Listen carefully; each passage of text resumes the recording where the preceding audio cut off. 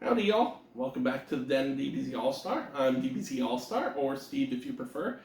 And I've got a bit of a cheat here. I am going to talk about 28 Days Later, the Omnibus Edition published by Boom Studios. Now, why is it a cheat? Because I've also talked about 28 Days Later in my Horror Homies series. However, this is my own style of entry for a hidden gem because I rarely see anyone talk about this wonderful comic book series published as 24 single issues, originally by Boom Studios, written by Michael Allen Nelson, with artwork by Declan Shalvey of Venom, Deadpool, so many different things. Nelson himself wrote Dayman and Hex, and it's got covers by Sean Phillips of Criminal Fatale and so many other works with Ed Brubaker fame.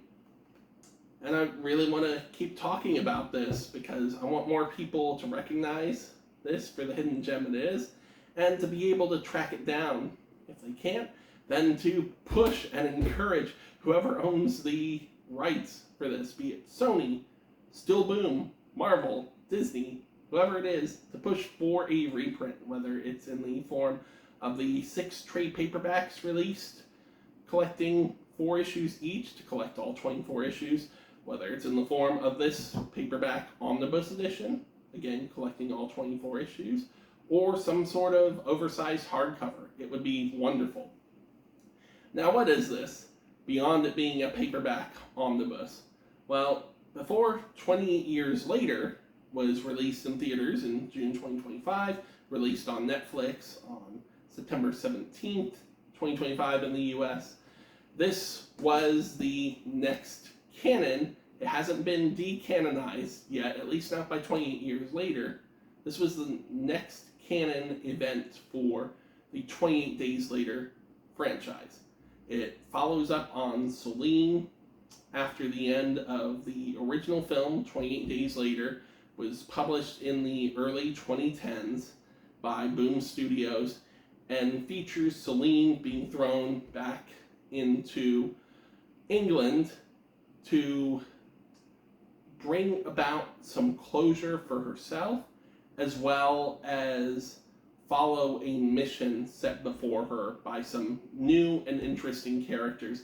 Along the way, there's sorrow, there's loss, there's plenty of gore and violence, there are adult situations, there are some Easter eggs for horror fans, Easter eggs for 28 Days Later, and there's some ties to the original film that are rather unexpected.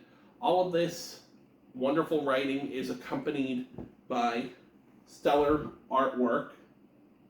This is not an overview, so I'm not doing an over the book shot quite yet. Stay tuned for that, as I will say as a preview, the first 2 actual overviews will be tributes to the Uncanny Omar of near mint condition.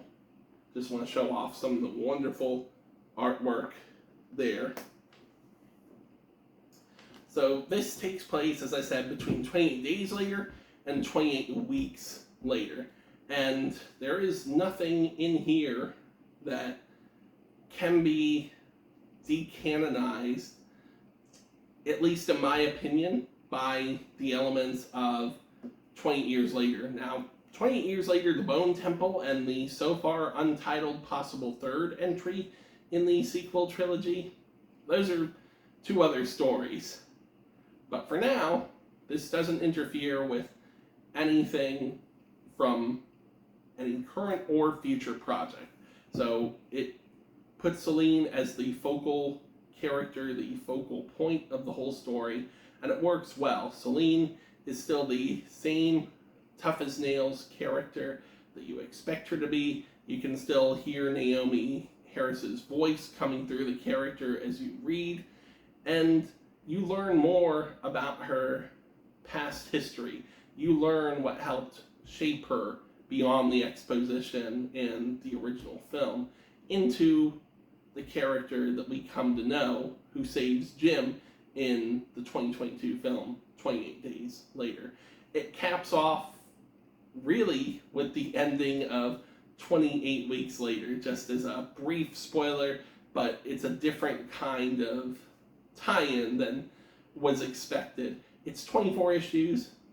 It may be available through Amazon's former Comixology service. There are ways to read it, but I want to encourage anyone interested to read it as legally as humanly possible. And if you can't find it, to push whoever holds the rights. You can put down in the comments below if you still know who holds the rights at this point for a reprint, because this is a hidden gem and it really deserves more attention than it has gotten. It deserves a reprint so that we have more media tie-ins with the 28 Days Later franchise. This is one that I end up rereading quite often. I reread it earlier this year to celebrate the release of 28 Years Later. I'll probably read it again later this month. The original retail price was $39.99. I spent about a C-note on it. It was well worth it. If you're interested in 28 Days Later, 28 Weeks Later, 28 Years Later, the franchise as a whole, a worthy addition to your collection. And I don't want to overhype it, so that's really all I have to say about it at the moment. If you want a full in-depth review or overview, please feel free to like, subscribe, hit that notification bell for updates on the account, and to see new videos, leave comments below. Tell me what your favorite horror comic is, your favorite entry in the 28 Days Later franchise is. If you just want to have a discussion, feel free to. You can also hit me up at #1Animaniac on my Instagram account, and find me as the Affirmation Administrator on the Omnibuds Cafe Facebook group. At the end of the day, stay healthy, stay safe, find something great or something to read or something to play during this October as we get closer and closer to Halloween. Remember, horror isn't just a month, it's a feeling. Stay healthy, stay safe. Thanks for watching, and be well.